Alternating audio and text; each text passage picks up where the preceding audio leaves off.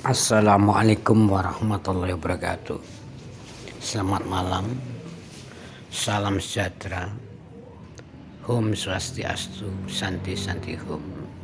Kembali bersama saya Satrio Pining Sejati atau Gusar Legend.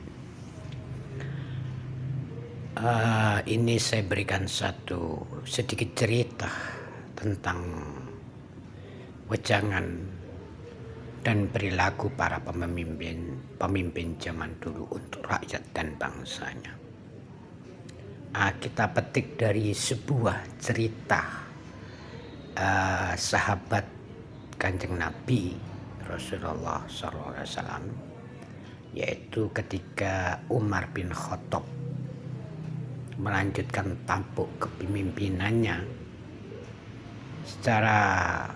Secara penglihatan memang dia mantan orang yang keras, bahkan mantan pembunuh, perampok, peminum, perampok enggak, mungkin peminum, orang nakal lah Umar bin Khattab.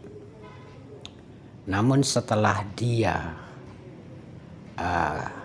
tobat atau insaf, masuk agama atau pedoman hidupnya Kanjeng Nabi Rasulullah SAW, jadi dia orang baik lah, sadar, dan dia membela sekali kepada Kanjeng Nabi.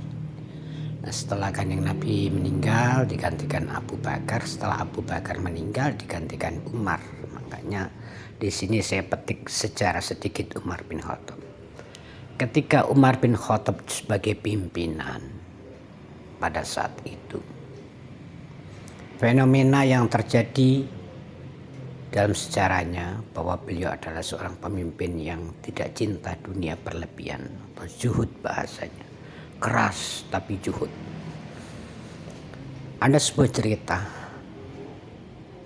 pada saat Umar bin Khattab, Amirul Mukminin, itu keliling-keliling kampung. Di saat dia keliling-keliling kampung, ada seorang ibu dan anaknya itu yang terdengar anaknya menangis terus-menerus. Nah, anak itu lapar, belum makan, sehingga ibunya tadi karena tidak punya apa-apa, dia memasak batu, dimasak sambil menghibur anaknya, "Nak, tunggu ya, masih masak, tunggu nak ya, masih masak." Nah, cerita singkat itu Umar bin Khattab mendengar. Begini dengarnya. "Kenapa, Bu, dia masuk rumah itu? Kenapa, Bu, anakmu kok menangis terus?" "Ketahuilah, Tuan, itu karena anak saya belum makan, lapar, dia minta makan. Memang nggak ada makanan, gandum ataupun nggak ada. Jadi dia masak air, batu yang dimasak diwabim air untuk menghibur anaknya." "Nah, terus bagaimana dengan anakmu yang belum makan?" katanya Umar bin Khattab. "Ya bagaimana, Tuan, pimpinan kita ini, pemimpin kita ini tidak tahu rakyatnya bagaimana, sehingga dia mungkin tidak memperhatikan atau tidak pernah turun." "Oh gitu ya." Terus Umar balik langsung, Umar bin Khattab tadi balik ke kantornya, ke tempatnya, ngambil gandum. Sahabat-sahabat, diangkut sendiri, diantarkan kepada ibu-ibu dan anak tadi yang belum makan. "Ini, Bu, diberikan." Itu Umar sendiri, seorang Amirul Mukminin. Kalau sekarang seorang presiden, kira-kira seorang presiden mau nggak ngangkat beras sendiri diantar ke rakyatnya yang kelaparan, tidak melalui orang lain?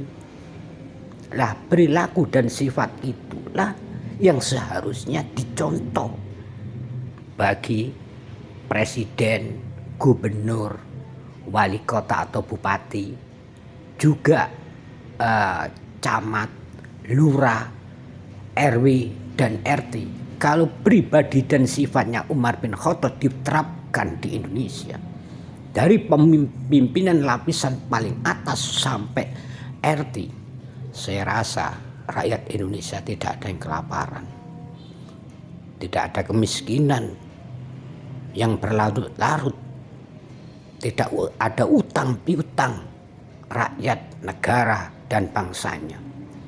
Nah, oleh karena itu menjelang Ramadan ini, perilaku Rasulullah yang dilakukan selama hidupnya, yang ditiru sedikit, mungkin 50%, 30% oleh Umar bin Khattab sebagai pimpinan, dipraktekkan dalam lapangan, jiwa pribadinya, fisiknya.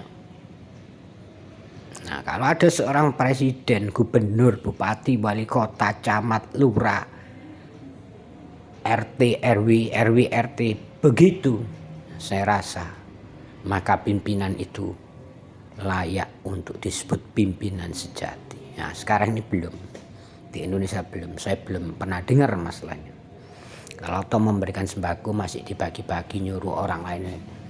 Sekali-kali, ini bukan sebuah menyuruhan, sekali-kali boleh disyuting, tapi nyatanya, tapi sarannya tidak dipublikasikan dulu. Kalau dipublikasikan ya itu tidak nyamar, memang pamer gitu ya. Menjelang di Syahrul Ramadan, sebentar lagi kan kaum muslimin yang beriman puasa. Mungkin sebagian dari agama-agama lainnya juga ada yang tidak puasa, ada juga yang mengikuti puasa sekedar penghormatan dan lain sebagainya.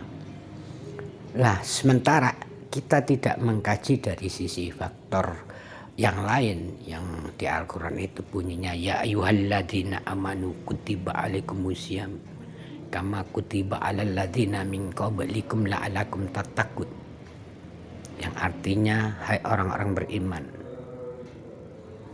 kuwajibkan, kutetapkan bagi kamu semua puasa sebagaimana. Tapi di situ ada, kalau kata-kata kum itu inti dari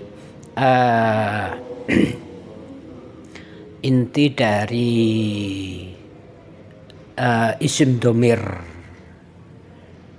laki-laki, karena kalau kumma itu perempuan, jadi itu intinya ya ayyuhalladzina amanu kutiba alaikumusyamu kama kutiba alal ladzina min qablikum la'alakum tattaqun.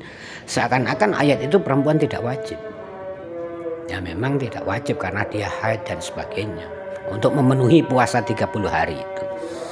Nah, di sini cerita dari sekelumit itu tadi, nanti kita bahas yang lainnya. Intinya bahwa orang puasa itu menahan untuk puasanya orang awam ya, menahan makan dan minum selama 12 jam dari pagi sampai maghrib. Hikmah yang terdapat sebenarnya setelah melakukan puasa itu, dia merasakan, oh begini ya kalau orang lapar itu, oh begini ya kalau orang puasa itu. Ini masih kalau maghrib masih bisa makan. Lah bagaimana kalau orang yang tidak ada dimakan, tidak ada bahan makanan sama sekali? Kira-kira harus bagaimana? Lah orang-orang yang berada yang makan berlebihan, harta berlebihan, silakan Anda merasakan dan praktekkan, latih. Setelah itu berikan pelatihan itu ketika di hari-hari biasa seperti sekarang. Berilah makanan kepada orang-orang yang kelaparan. Kadang orang kelaparan tidak cerita, kadang orang tidak punya duit tidak mau cerita, hanya orang-orang khusus yang diceritakan. Sebaliknya kalau memberikan sesuatu yang sifatnya makanan dan uang, jangan pernah digembar-gemborkan atau dipamerkan di televisi dan sebagainya. Itu setengahnya nggak bagus, setengahnya ya. Menurut pendapat saya, kalau niatnya untuk ditiru nggak apa-apa, tapi kalau semata-mata supaya diangkat jadi pimpinan, didukung dan sebagainya, ya supaya dibilang dermawan, kurang bagus lah. Artinya boleh-boleh aja, namun jangan sampai.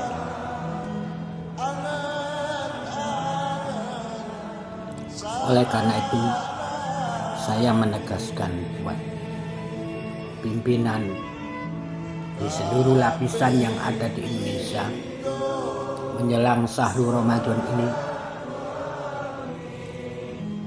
mari dengarkan hal-hal dan baca sejarah-sejarah pemimpin yang terdahulu. kemudian kita tiru. Agar bangsa Indonesia suatu saat menjadi barometer kepribadian di seluruh dunia dengan semboyannya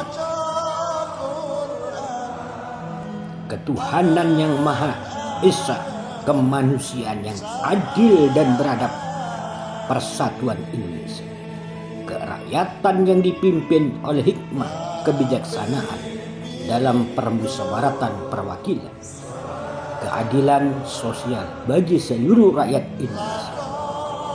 Nah, di bulan Ramadan ini keadilan ekonomi terutama ya, makanya perlu hasil zakat, terutama MUI saya kritik sebentar. Hasil zakat keseluruhannya itu jangan dikantongin sendiri, jangan dibangunkan masjid atau dibangunkan kantor. Lebih baik berikan kepada orang yang membutuhkan atau fakir miskin. Karena saya meneliti dan mengkaji selama ini kerjaan itu begitu saja. Akhir kata, assalamualaikum warahmatullahi wabarakatuh.